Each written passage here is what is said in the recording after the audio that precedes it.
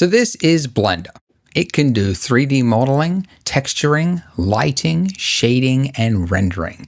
And I'm going to show you how to do all of those things whilst you make your very own donut. And I know this looks complex and challenging, but I promise you it is achievable for even a complete beginner that has never opened Blender, such as yourself. And I know this because millions of beginners have already made their donut, because this is the 5th version of this tutorial. I remake it for every major Blender release, this one for Blender 5.0.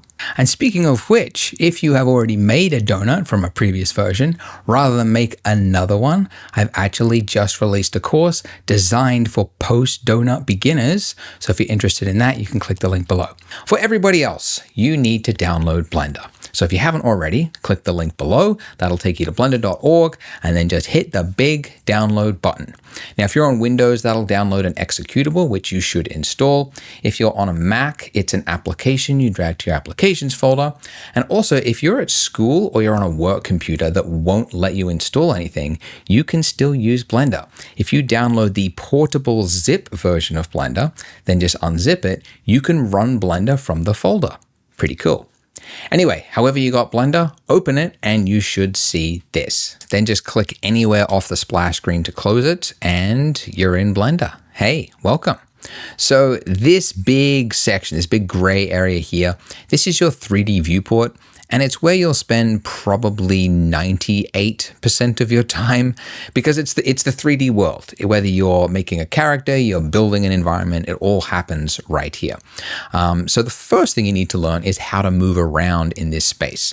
And you can orbit by middle mouse pushing. So your scroll wheel, if you just push it in until it clicks, that's your middle mouse button. And then if you just drag that around, you can orbit. If you don't have a middle mouse button, a lot of people don't. They're on like a laptop with a trackpad or something. You guys will struggle. It's definitely easier if you have a mouse. But in a pinch, top right-hand corner, you just mouse over this little circle and then just click and drag on that. That'll do the same thing. Or the third alternative way to do it, edit, preferences, and then underneath input, emulate 3-button mouse. And then if you hold down Alt and then left-click drag, that will do the same thing. I don't want that. By the way, whilst I am here, a value that you will want to change, if you're on a 4K monitor, you will probably have noticed that like Blender looks like this, where like everything is really super tiny and you have to squint to see it. So underneath interface, I change my resolution scale to at least a 1.5, usually like 1.8. But for tutorials, I go even higher so you can really see everything. But it's obviously much easier to use when you can see things clearly. Okay, so middle mouse drag, that's how you orbit around. You can see we're focusing on our cube at the moment though. So how do we move to somewhere else? You do that by shift middle mouse drag, and that will pan you somewhere else. You can also, over here on the side there, click that little hand, that will do the same thing. But yeah, shift middle mouse drag or middle mouse drag to orbit. And what about zoom? You can probably guess, you might have already done it by mistake, but just zooming by scrolling in and out on your wheel. Or again, you can go to the little magnifying glass there, just click on that and do that. Or alternatively, control middle mouse, and then that will also move you in as well. So I've thrown a lot of keyboard shortcuts at you already. Middle mouse for this, shift middle mouse to pan, scroll. If you don't want to have to remember all the hotkeys, because I'm going to throw a lot more at you. If you don't want to have to write them down yourself, I have done it for you. So I put together a Google Doc with all of the most common hotkeys and shortcuts that you might need to use. And it's free. So just click the link below and you can print it out. You can stick it on your wall. A lot of people do that and it's a big time saver. Okay, now it's really common to like get lost. Like one way is to like end up upside down like this. And then you're like, which way is up? How do I, if you just over here, this gizmo thing, these colored circle things with lines, those are your axes. So if you just click on one of those, that'll reorient yourself. So the Z, that's the top axis, and then you're back, right? You know which way is up because it's that way, right? Which way that one is pointing. Another way, like if you got like really off into the weeds, like you were over here, and then you're like, how do I get back to where I was? If you've got an object selected and you just want to focus on, like just fly to it, and this is a really common hotkey, you use it all the time, it's numpad period. and that'll just fly you to that. If you don't have a numpad, like even a lot of keyboards today, they don't sell them with numpads anymore, I guess because people aren't accountants. They don't need to quickly type in numbers, but I love them because it's really useful for Blender. If you don't have one, you can also use the tilde key, which is that little key underneath your escape key. So if you hold that down and then just drag over where it says view selected and then release, that'll do the exact same thing. So that is how you can quickly change focus to the selected object. And yeah, as I said, you do this all the time. But yeah, I'm going to be using numpad period from now on. Okay, so we're making a donut. We do not need our cube here, so let's delete it. You can just hit delete on your keyboard, or what I like to do is hit X, which is the alternative way. And it's just easier because my finger is like right there. I know it's another hotkey to remember, but you delete stuff a lot as well, and it's helpful to not have to find that key. So X and then delete. And now I want to add a new object, and I can do that by going to add at the top of the screen there, or alternatively, the hotkey, another one to throw at you, Shift A, and that'll just put it wherever your cursor is, and it's the exact same list. But this list here is, I mean, it's extensive. There's stuff in here that I have never used in my 21 years of using Blender. Speaker, never, ever used it. Don't know what it's for. Most of the time, what you're looking for is underneath mesh. So these are your primitive mesh objects. And generally when you're making something, you pick one of these that most resembles or is closest to what it is you're making. Like if you're making a mailbox, you might start with a cube. You're making a lamp post, you might start with a cylinder. We're starting, well, we're trying to make a donut, so we need to start with a torus, which is basically a donut. Look at that. So that's cool. It's a wimpy looking donut though, right? It's very, very flimsy. We want to make it look more thicker, right? So in the bottom left-hand corner, there's a little box that says add torus, and this has additional options for us. Now, if you accidentally clicked off after you added the torus, that box is gone. You can momentarily bring it back by hitting F9, but that's only if you haven't changed something. So essentially, yeah, it's called the last used function in Blender. So that immediately after you do an action in Blender, sometimes you see in the bottom left-hand corner additional options, which you can tweak and change things if you need. So if you don't see it, it just means you've done something else and it's gone. But yeah, you can bring it back momentarily by hitting F9 sometimes. But I usually just like redo it. Anyways. So first thing I want to change is the size of this thing. So it is 1 meter, which is like 3 feet for the Americans. It's a big donut. Probably shouldn't be that big. It should be about 10% of that. So 0.1, which is 10 centimeters, roughly about that.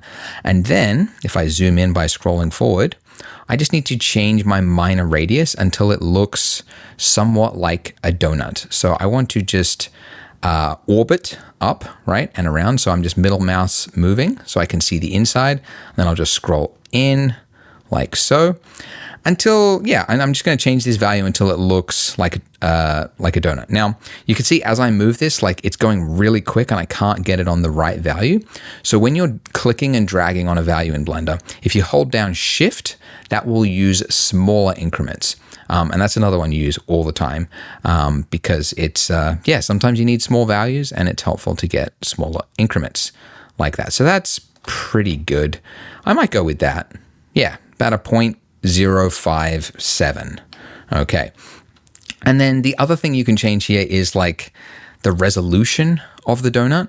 You know, you can go like really PlayStation 1 graphics, maybe.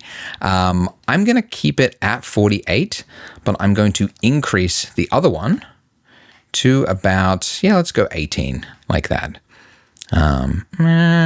16, 18, yeah, we'll go 18. And that's just a little bit more resolution, and it's just going to help us a little bit later on when we start to shape the donut. Okay, but once I've got that, I can just click off, and now those options are gone. We've committed. That's it. That is the starting point of our donut. Now, the next thing you're probably wondering is, it still kind of looks like PlayStation 1 graphics, Andrew. And that's because it has flat shading. So basically there's two states for a mesh. There's smooth shading or there is flat shading, and it defaults to flat. If you want to change it to smooth, you just right click the object and then go shade smooth like that. And there we go, it's fixed. So it basically shades smooth without getting too technical. Anytime there is like two faces, it just kind of smooths out that point like fakery. So it's not actually adding any additional computation times, which is important, but it's appearing to the eye to be smooth. Okay, so in previous donut versions, we would start making the icing, and although that's fun to make like dribbling icing, it can be a little complicated. A lot of users ran into their first roadblocks at that time. So instead, we're going to do something a little bit easier to start with and more practical, and that's to make a coffee mug. So we need to add in a new object, which if you can remember from before, it's the add menu at the top there, or the hotkey, as I like to use, Shift A. And then underneath mesh, you're looking for something that most resembles the object you're trying to create. No prizes for guessing, the cylinder. Okay, so it comes in very, very big. It's completely engulfing our donut. So again, in the bottom left-hand corner, click that little add cylinder, and then I'm going to change the radius first of all, just to bring this back. You can like do this after the fact, like resize something, but it just helps to, at this point, see it all together. I think I'm going to make it around holding down Shift and just kind of drag it back and forth. Yeah, about 0.13 or exactly 0.13. And then the depth, this is just the height of it. And again, you can change this later on, but just want to see it roughly the right size. The big one that's important is the vertices. And we're actually going to make this look more low res. Now, why would we make it look more low res? Because now it's obviously very jagged. The reason for this is that very soon we're going to be adding in something called a Subsurf Modifier, which adds over the top of our existing mesh. It adds more geometry, like it doubles the geometry and it kind of smooths it out. So actually, if you start too high like this, then you're adding like doubling that geometry and doubling it again, and then you can quickly end up with something that's too computationally heavy. So when you're working and you're going to be doing something subdiv, sometimes it helps to start like chunkier, low res. Anyway, just trust me and set it to 14. Like that. Okay, great. So we've got another object and they are completely overlapping. So how do we separate things? Some of you might already know this. You can guess, right? Left-hand side there's a tool that looks like it would be able to move something. It's the move tool. So this is one way to move things. You activate that and you get this little gizmo, and look, I can move it and I can separate them. So this is moving things along the axes. You can also just drag on that, click and drag on that little white circle there, and then that's like freehand drag around. I will say most Blender users don't actually use and move things this way because it's a lot of effort every time you want to move something to like go to the sidebar, activate the tool, click it, move it. It's like most people don't do that. Instead, they remember the hotkey, and the hotkey to move in Blender, and you'll be using this a lot. So again, this is on my keyboard shortcut. It's all in there, but the hotkey is G for grab. Now, you will notice very quickly that when you tap G, the moment you tap it, you are already in the move state. So it's now attached to my cursor, even though I didn't click, okay? So, and here's the other thing. My cursor could be on the other side of the screen. It doesn't have to be anywhere near the object. And then the moment you tap G, it's now anchored to that cursor. And even more, I think it's cool. When you go to the other side of the screen, your cursor appears on the other side. So it's just like an infinitely repeating thing there. But at first, this is like hard to wrap your head around because Blender does this for a lot of things, like not just moving something, but also rotating something. The moment I tap R, which is how to rotate something, or S, okay, I thought I might as well just teach you all three at the same time. So G to move something, G for grab, R to rotate, or S to scale something. But you'll see in each of those states, the moment you hit the key, no matter where your cursor is, it's in that state. And that's actually a good thing because, as I said, the number of times you need to move things and rotate and scale things in 3D, if you had to every single time change the tool, then move your cursor over to it, click it, activate it, that's a lot of extra steps. So it's actually really cool to have this like just one tap key and it's already activated. Anyways, okay, so, but whilst I'm in the move state by tapping G, I can also lock it to a specific axis, just like with those arrows that you saw before. So just when it's in that move state, you tap the axes you want to move it on. So that's the X axis. The Y brings it back and forwards, and the Z is up and down. Okay, and that's correct. Blender is Z up, Y backwards and forwards. Different 3D applications have different things. There's no like standard, but yeah, that's how Blender's is. And by the way, if you forget which letter is which axis, you can actually see them up there in that little circle there. So again, X, Y, and Z. Anyways, I want to move this actually just a little bit further back right there. So I want my donut to be the front and center, and I want this to be at the back there. But then how do I change my view so I'm no longer just pivoting on my donut? I want to shift my focus to that selected object. It's number pad period. Or again, holding down that tilde key under your escape button and then hitting view selected is the same thing. Okay, so let's make this look like a coffee mug. So we have to edit this object, and to edit an object, we have to change what mode we are in. So in the top left-hand corner of the screen, there's a little drop down, which if you click, we can change it into edit mode. Okay, so when you're in edit mode, you can see the state has changed. The object that was selected now has a bunch of points and lines on it. And you'll also notice whilst you're in edit mode, you can't actually select any object. And it's worth pointing out this because this is a really common thing. A lot of beginners, they say, I don't know what happened, but I couldn't select anything in Blender. And usually it's just they're in the wrong state. They're in edit mode, they forgot, and then they tried to like come over here and then click something and they're like, why is it not selecting? Okay, so you have to be in object mode if you want to select an object. And if you want to edit something, you have to be in edit mode. But going to this drop down and doing this time and again would, again, be annoying. So Blender, of course, has a hotkey for it, and that is Tab. So Tab will just cycle you in and out of object and edit mode, just those two states, which is great because you need to use this all the time. So you usually come in, do some editing, go back into object mode, select something else, edit that one, go back to this. So that's, yeah, good one to remember, Tab. All right, so in edit mode, when I'm in this state here, these little points here, these are called vertices. These are the points that make up the the shape of the mesh, obviously. And then you've got edges. And you can actually select by changing the selection type from vertices, which is the default, to edges, clicking that little button, and then I can click on the edges or select faces. Okay, like this. And again, Blender has hotkeys for everything. So if you want to just know the hotkey, it's 1 to do vertice select, 2 to do edge select, and then 3 to do face select. Again, make sure you get my keyboard shortcut guide because it's a lot to remember. So I want to select the top of this cup here. It's got a lid on it that I don't want. So in face select mode, selecting that face, I'm going to hit X. Now it's going to ask me, what part do you want to delete? Which might sound redundant, but there is quite a lot of times in Blender you want to delete, even though you've selected a bunch of faces, you want to delete the entire vertices of those faces. So we have to confirm we want to delete just the faces from this list, and there we go. So we've now got a cup with a hole in it. Great. But this cup will not do. It is too paper thin. We could cut our finger on that edge there. So we need to add some thickness to this cup.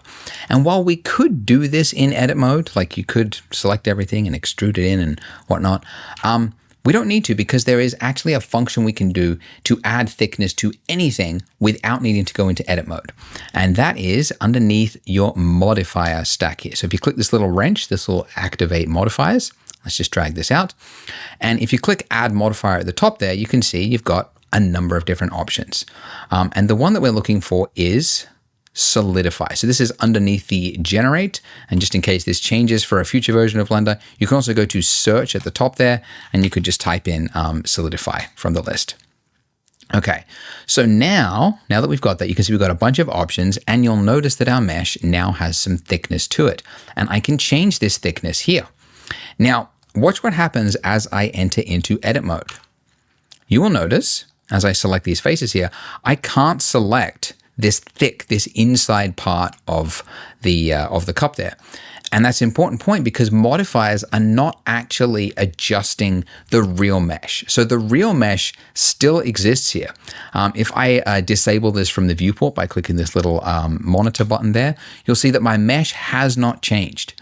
This is just applying this effect after the fact. So it's basically in object mode. It's taking whatever mesh that you give it, which is this, and then it's adding thickness to every face, essentially. So the reason this is so useful is that this is a non-destructive workflow.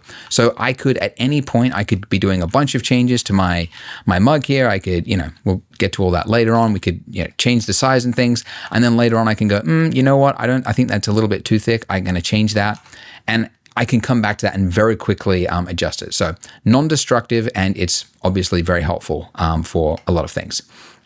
Okay, so I've given it some thickness, but I also want to round this corner here. That's way too jagged. Just like before I said, we're going to add in an extra layer on top, which adds more geometry, and that is called your add modifier, generate subdivision surface. So yeah, all the way down there. You use it all the time, but it's like buried in there.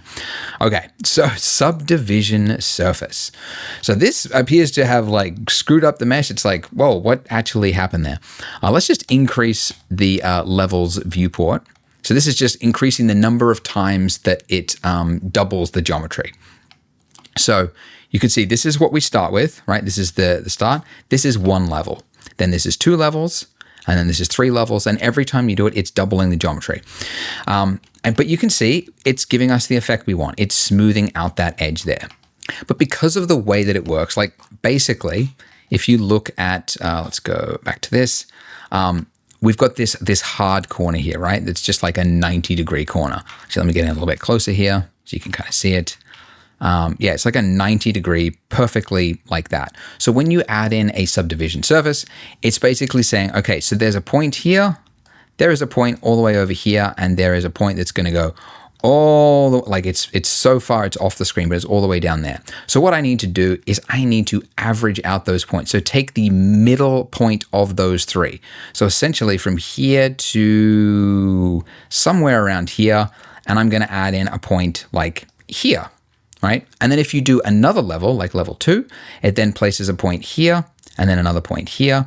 And then if you do another level, it places another point here, another point here, another point here. And because there's 2 sides to this mug, there's like another one happening on that side, right? So we've now just got this like really super like oval shaped edge like this, okay? Which is why when I turn it on, we get this effect there. So what we first of all need to do in edit mode with our mug here. So I am in, actually it doesn't matter what mode I'm actually in here. But what I need to do is essentially tighten an edge where that smoothing is happening. So it's no longer happening from all the way here to smooth it all the way down to there. I want to happen at like just to about there. So I need to add in more geometry onto this mesh here. So to do that, we need to add a loop cut. That is how you add in another level of another edge. So Control R will add in this loop cut. I believe you can also find it from the mesh, like somewhere in here. Yeah, there you go. Edge, loop cut and slide if you wanted to look it in there. But it's, yeah, Control R. That's another one you use all the time. So when I hit Control R, it's saying, where do you want to place the cut in this mesh? And I could place it, anywhere between a face, essentially. So I'm going to place it along this middle. So you do a single click, and then it's saying, where do you want to place that vertically on this this row of faces, essentially. So you can see as I bring it towards the top there, it's tightening that edge there. Okay, and that's exactly what I want. I want that edge to be much tighter than it was before. So that edge is now looking good, but now what about this one at the bottom there? This one's looking even worse. We've got a lot to fix here. But first, I need to do another loop cut. So Control R, and then again, single click to confirm I want it on that row of faces. And then I'm just sliding it along until it's, roughly about there at the bottom of my mug, okay? And then you can see it's like this whole area here, this face here, it's become like it's turned it into a star. And not to get too complicated, but basically a Subsurf Modifier, it has to know what to do. And generally, if there's like faces that are made up of 4 vertices, this is getting complicated, I can tell. It knows what to do. It makes it like nice and smooth. But the moment you have a face that is made up of more than 4 vertices, it's called an n-gon. And it doesn't really know what to do with it. I mean, it does, but you don't know what it's going to do. And it just can make things look a little ugly. N-gon is kind of like a dirty word in 3D space. It's like, you never want to have an n-gon. They are actually useful and they, do have a purpose, but generally speaking, they're good to avoid if you don't know what you're doing. So anyway, I should tell you what I'm doing. The way to fix this is I need to add another loop that kind of just goes around here, right there. So that way I've only got from there to there, and then I can have my ugly star or whatever happening underneath my coffee mug. So I need to add a loop cut, but I can't add a loop cut on just a single face. Instead, what I need to do is, it's called inset, to take a single face and then just like add in a loop around that face. And you do that by hitting I. So I, and then just like it's already active. Again, this is the way, this is why I spent a while to explain it. The moment you activate a tool, you're already in that selection state. So I hit I, and wherever my cursor is, it's now going like, where do you want to put this inset? Okay. So I'm just moving it back and forth until I get it. How tight do I want this edge to look? Something like that, maybe. I mean, it's underneath the coffee mug. It doesn't really matter that much, but yeah, something like that. And there we go. So you can see this looks a lot nicer. And again, because we are in a non-destructive workflow, I've still got my solidify modifier at the top here, right? I could change the thickness of this. I can make this a really chunky looking coffee mug or a really thin one. And that is the benefit of a non-destructive workflow. And then I can also change how high res do I want my coffee mug to look. And this is the way to work in 3D. This is the best way to do it because, if a client wants you to change something or whatnot, keeping in a flexible workflow is definitely a good place to be. Okay, so we have created the start of a coffee mug and we have also created a donut. Good time to save. Good time to save. So File, Save As, or Shift Control S, and then Save As. So the way I like to save things, and you might want to copy this, is to, you come up with a name, underscore whatever, and then you put a number after it. And then you can actually see I've already saved my file. I don't want to override my existing save in case I need to go back to it for whatever reason. So I just want to add a number to it. And in other softwares, you have to come here and you have to type in the number, right? Not Blender. Blender has a hotkey for everything. If you hit plus or minus on your numpad or on the little field here, oh, you can't even see it. I'm right over the top of it, right there. This little field, these little plus and minus, it'll automatically add a number to the end of your file. So that's, really useful. So I'm just going to add a 2 there and I'm going to hit save. All right. So if you're watching this in the split version of the tutorial, you can click here to watch part 2. Or if you're watching the combined single long video at the end, you can just keep on watching. Let's go.